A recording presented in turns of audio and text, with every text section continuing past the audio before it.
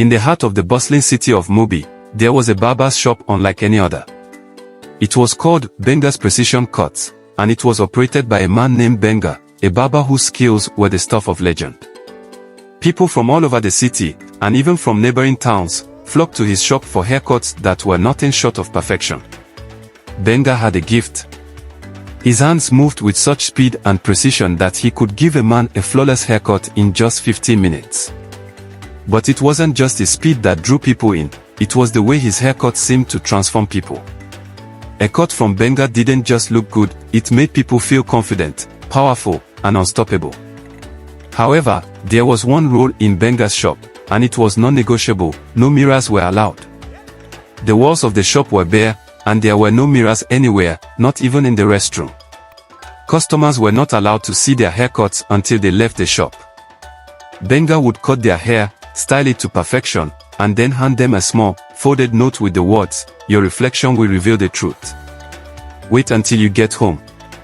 At first, people found the rule strange, but they quickly accepted it because the results were undeniable.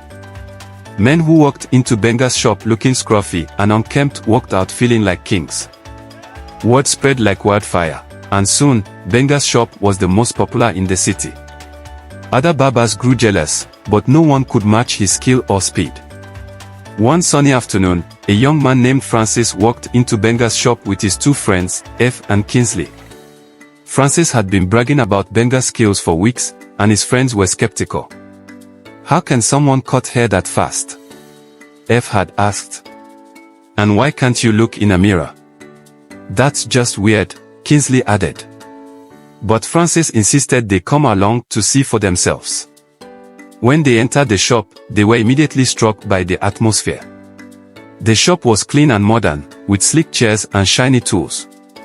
The air smelled of sandalwood and mint, and soft jazz music played in the background.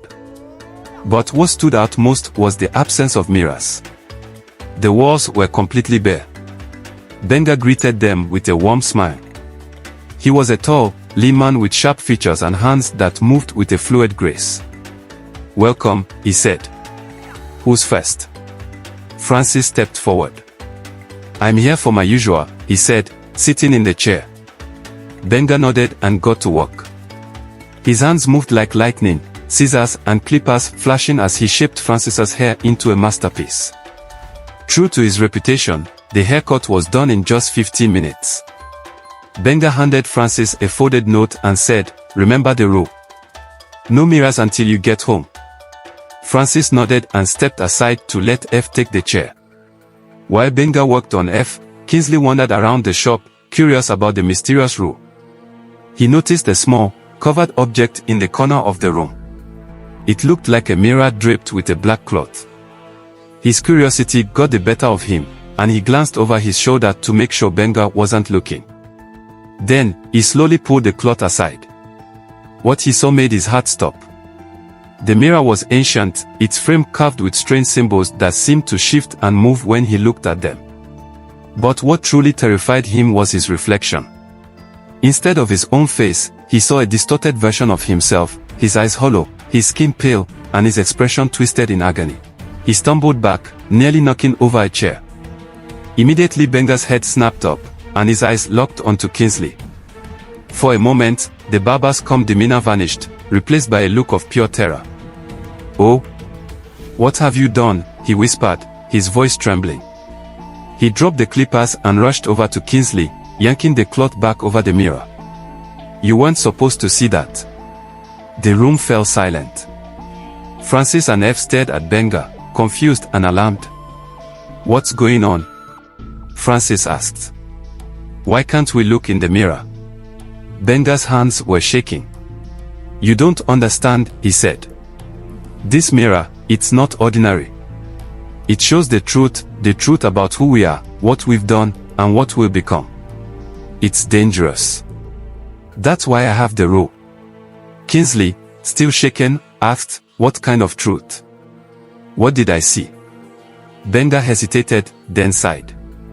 "Years ago, when I was a struggling barber, I made a deal with something.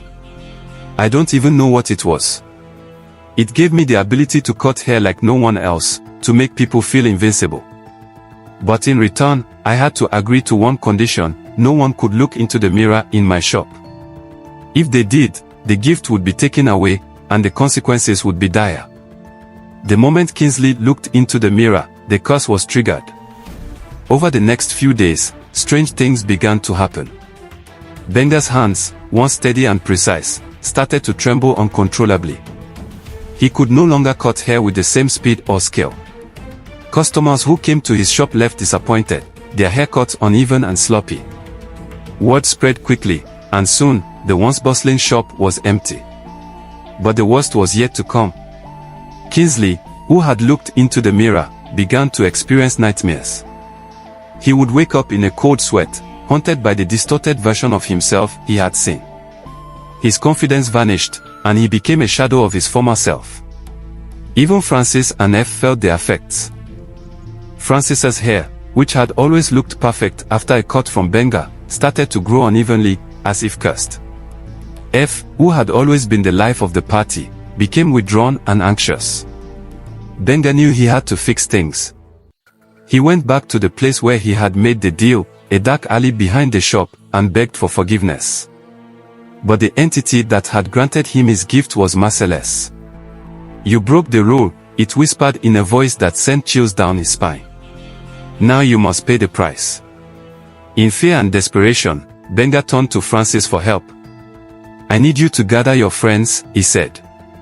"We have to break this curse together at all cost." Francis, though angry at first, agreed. He called F and Kingsley, and together, they returned to the shop. Benga explained that the only way to lift the curse was to destroy the mirror. But it wouldn't be easy. The mirror was protected by the entity, and breaking it would require courage and unity.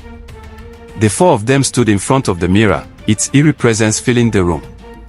Benga handed Francis a hammer. "You have to do it," he said. "You're the one who believed in me from the beginning." With a deep breath, Francis raised the hammer and brought it down on the mirror. The glass shattered into 1,000 pieces, and a deafening scream filled the room.